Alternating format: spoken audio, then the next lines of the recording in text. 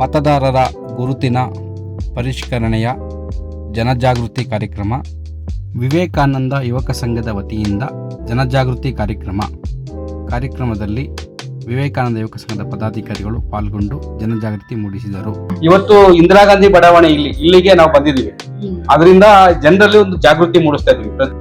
ನಮಸ್ತೆ, ರಾಜು ಅಧ್ಯಕ್ಷರು ವಿವೇಕಾನಂದ ಯುವಕ ಸಂಘ. ಈ ಸ್ಥಳೀಯರು ನಮ್ದೊಂದು ಸಾಮಾಜಿಕ ಸಂಘಟನೆ. ಏನು ಕೇಂದ್ರ ಸರ್ಕಾರ ಈಗ ಚುನಾವಣಾ ಆಯೋಗ ಏನು ಮತದಾರ ಗುರುತಿನ ಪರಿಷ್ಕರಣೆ ಏನು ಮಾಡ್ತಾ ಇದೆ, ನಾವು ಅದನ್ನು ಸ್ವಾಗತ ಮಾಡ್ತೇವೆ. ಈಗ BLOಗಳಿಗೆ ದೊಡ್ಡ ಮಟ್ಟದ ಸಮಸ್ಯೆ ಆಗಿದೆ. ಯಾಕಂದ್ರೆ ಮೂಲತಃ ಅವ್ರು ಈ ಊರಿನವ್ರು ಇರೋದಿಲ್ಲ, ಎಲ್ಲೋ ಇರ್ತಾರೆ. ಅವ್ರಿಗೆ ಅವರ ವಿಳಾಸ ಮತ್ತೆ ಹೆಸರು, ಅವ್ರು ಮೃತಪಟ್ಟಿದಾರ ಏನೋ ಅದು ಸಂಕ್ಷಿಪ್ತವಾದ ಮಾಹಿತಿ ಇರಲ್ಲ. ಹಾಗಾಗಿ ನಾವು ವಿವೇಕಾನಂದ ಯುವಕ ಸಂಘದಿಂದ ಯೋಚನೆ ಮಾಡಿದ್ವಿ, ಒಂದು ಜಾಗೃತಿ ಆಗ್ಬೇಕಂತೇಳಿ. ಇವತ್ತು ಇಂದಿರಾ ಗಾಂಧಿ ಬಡಾವಣೆ ಇಲ್ಲಿಗೆ ನಾವು ಬಂದಿದ್ದೀವಿ.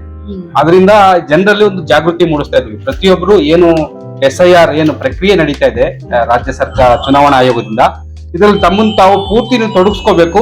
ಆ ಬೂತ್ ಮಟ್ಟದ ಅಧಿಕಾರಿ ಏನು BLO ಇದ್ದಾರೆ ಅವ್ರಿಗೆ ಸಹಕಾರ ಕೊಡ್ಬೇಕಂತೇಳಿ ಜನರಲ್ಲಿ ಒಂದು ಜಾಗೃತಿ ಮೂಡಿಸಿದ್ವಿ. ಇದು ಹೆಚ್ಚು ಪರಿಣಾಮಕಾರಿ ಆಗ್ಬೋದು ಅಂತ ಅನ್ಕೊಳ್ತೀನಿ ನಾನು.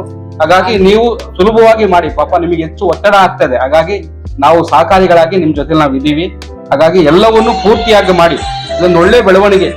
ಇದು ಆದ್ರೆ ನಮ್ಮ ನಿಜವಾಗ್ಲೂ ಒಂದು ಅರ್ಥ ಬರುತ್ತೆ, ಈ ಮತದಾರ ಗುರುತಿನ ಪರಿಷ್ಕರಣೆ ಆಗಬೇಕು.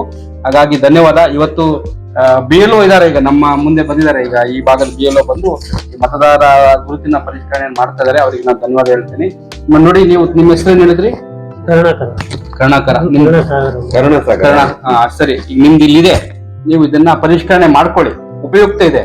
ಯಾರು ನಿರ್ಲಕ್ಷ್ಯ ಮಾಡಬಾರ್ದು, ಆಯ್ತಾ? ಒಂದು ಜಾಗೃತಿ ಆಗ್ಬೇಕು, ಮತ್ತೆ ಅಕ್ಕಪಕ್ಕದವರಿಗೆಲ್ಲ ಹೇಳ್ಬೇಕು. ಪಾಪ ಇವರಿಗೆ ತುಂಬಾ ಒತ್ತಡ ಆಗ್ತದೆ, ಯಾಕೆ ಸ್ಥಳೀಯರಲ್ಲ ಇವರು. ಹಾಗಾಗಿ ಇವುಗಳೆಲ್ಲ ಒಟ್ಟಾಗಿ ಇದಕ್ಕೆ ಸಪೋರ್ಟ್ ಮಾಡಬೇಕು. ಹಾಗಾಗಿ ನಾನು ಇದೊಂದು ಜಾಗೃತಿ ಮೂಡಿಸೋಕ್ಕೋಸ್ಕರ ಒಂದು ಕಾರ್ಯಕ್ರಮ ಮಾಡ್ತಿದ್ದೀವಿ. ಧನ್ಯವಾದ. ಕಾರ್ಯಕ್ರಮದಲ್ಲಿ ವಿವೇಕಾನಂದ ಯುವಕ ಸಂಘದ ಸಂಘಟನಾ ಕಾರ್ಯದರ್ಶಿ ಯುಧಿಷ್ಠರ ಆಚಾರ್ಯ, ಮಂಜುನಾಥ್, ಸತೀಶ್ ಮುಂತಾದವರು ಉಪಸ್ಥಿತರಿದ್ದರು.